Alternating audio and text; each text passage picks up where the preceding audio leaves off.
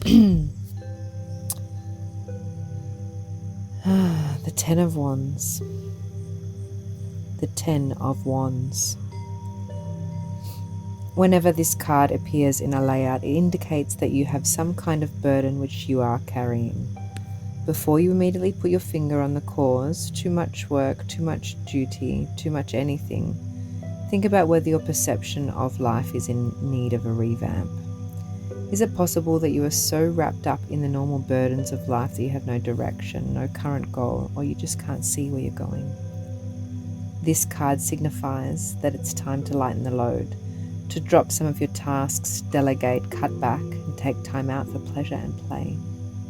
We often hang on to people in our relationships. We work hard to make a relationship work for fear of rejection. We try to please too much as a way of keeping control of the relationship.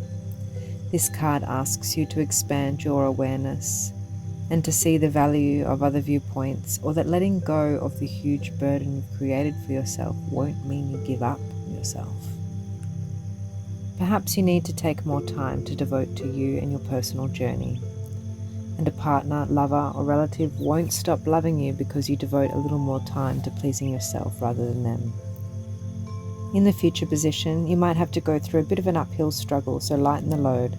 Let others help you rather than nobly thinking that you can do everything yourself. You may blame yourself for the events that unfold, but remember there is no one to blame in life.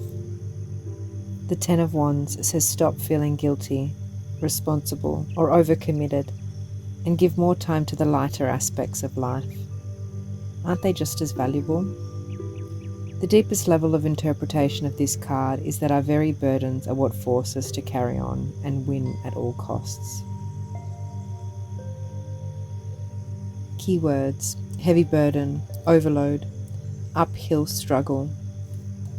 Key phrases: taking on too much responsibility, being too willing to please, overextending yourself, all work and no play, feeling that you are to blame for everything, believing there is always a price to pay, resigned to being a workhorse, feeling accountable, struggling with your workload, blocked thinking. And this is a card of action, graduation, as we move into the court cards of the Wands journey. And often at times, merely understanding the message is not enough with the Ten of Wands. If you can imagine and even physically enact the scene of this card in your mind's eye until you can feel the weight of those heavy wands, 10 of them in your grasp, not able to take another step forward without dropping them all to the ground. Let them fall. Feel that action.